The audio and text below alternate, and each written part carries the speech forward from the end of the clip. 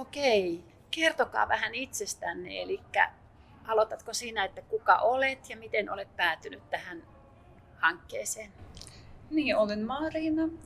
Olen kotoisin Pietarista. Muutin Suomen noin 6 vuotta ja asun täällä pysyvästi. Olen valmistunut just ammattikorkeakoulusta LAB ja tällä hetkellä olen vapaa ja avaa uusiin haasteisiin, eli etsi töitä. Ja tästä kohdasta tutustuin mentorointiohjelmaan. Mä oon Seija Kraft ja pitkän linjan finanssialan ja johtamisen ammattilainen. Nyt mulla on mahdollisuus ja tilaisuus käyttää vähän enemmän aikaa tämmöisiin erilaisiin vapaaehtoistöihin. Mä haluan ammentaa siitä kokemuksestani, mitä minulla on, niin nuoremmille. Sillä tavalla tietysti auttaa vaikka tässäkin tapauksessa suomen kielessä ja työllistymisessä. Tämä on ollut tosi mielenkiintoinen mahdollisuus. Lahdessa on myös verkostot, on kymmeniä vuosia tosiaan, niin kuin sanoin, niin tehnyt täällä ja nimenomaan täällä Lahden alueella töitä asun täällä nyt ja tämmöinen taustalapset on aikuisia ja niin edelleen, niin aika on ja mahdollisuuksia sitten saada näitä uusia lapsia. Niin, se on totta. Mitä etuja teidän mielestänne tällä työhön mentoroinnilla on? Niin, tämä on mun mentori Seija. Tapaamme hänen kanssa muutaman kerran kuukaudessa ja keskustelemme minun osaamistani, työkokemuksestani ja unelmauudestani ja mahdollisuuksistani.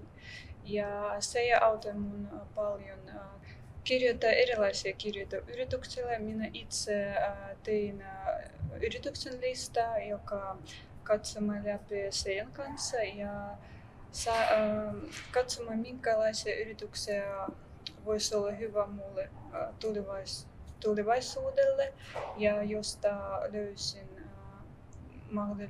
mahdollisen työpaikan. Se on iso apu mulle. Joo, mä näen tämän mentoroinnin hirveän mielenkiintoisena mahdollisuuksena ensisijaisesti niin kuin hienoa oppia tutustumaan uusiin upeisiin ihmisiin. Mutta se on antoisaa puoli ja toisin, että mä opin siinä itse ja toisaalta niin on se kauhean innostavaa sitten ammentaa sitä omasta kokemuksesta.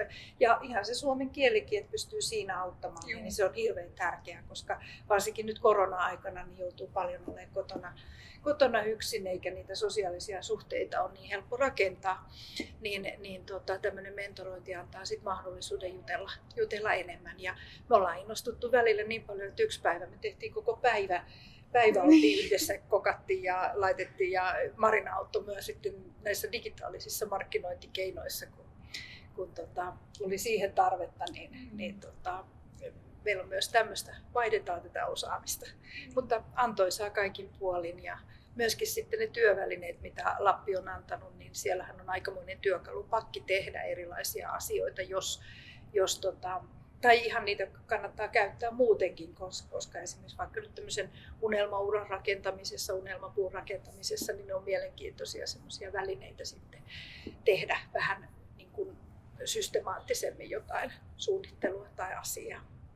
Miten sitten näette tämmöisen uraohjauksen ja mentoroinnin yhtymäkohdat, että mikä niissä on samaa ja mikä ehkä vähän erilaista?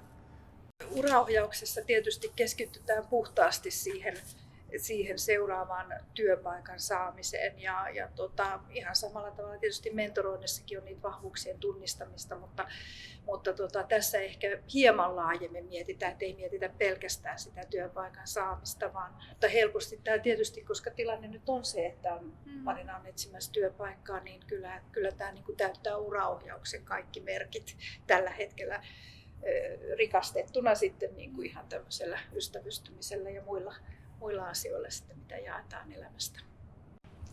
Niin, mä voisin vain lisätä, että kaikille, ei vain ulkomaalaisille, kaikille ihmisille tarvitsee yleisö. Ja henkilö, joka tukee, joka antaa voimaa, joka inspiroita ja sanoi joka päivässä kaikki onnistuu.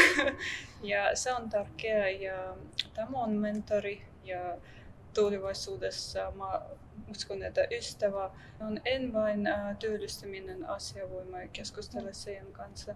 Hän antoi mulle neuvoja elämästä ja näistä jutusta, kun me voimme puhua kaikista erilaisista. No sitten, mitä te haluaisitte kertoa ja jakaa muillekin tähän hankkeeseen tuleville siitä teidän kokemuksista tämän mentoroinnin aikana? Niin, mä voisin sanoa, että se on upea mahdollisuus kaikille. Eli voisin toistaa, että saada henkilö, joka voi auttaa ja vastaa kysymyksiä ja se esimerkiksi antoi mulle tai jakoi mulle omaa tietonsa suomalaisesta kulttuurista, suomalaisesta uudesta. Se sanoi, että nyt tilanne on tämmöinen, että me kaikki ollaan kotona ja meidän tarvitsee henkilöä tai tila, missä me voimme käyttää suomen kiinni. Se on mahtavaa. Joo, noihin on helppo yhtyä omalta puolelta, niin mä saan tosi paljon voimaa ja tämä on ollut hauskaa ja mielenkiintoista. Mä sanoisin vielä että rohkeasti mukaan vaan.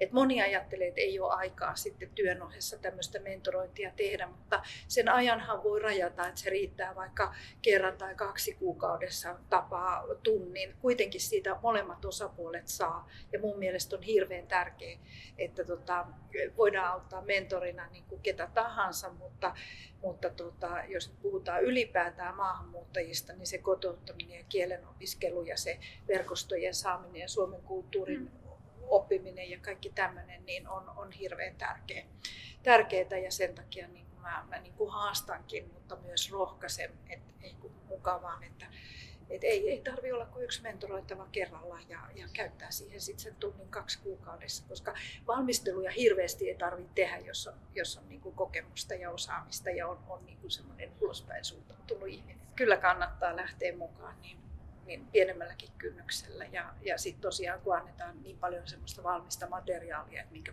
jos ei itse tiedä, että miten alkaisi, niin tukeutuu niihin materiaaleihin ja sitten se vie mennessään.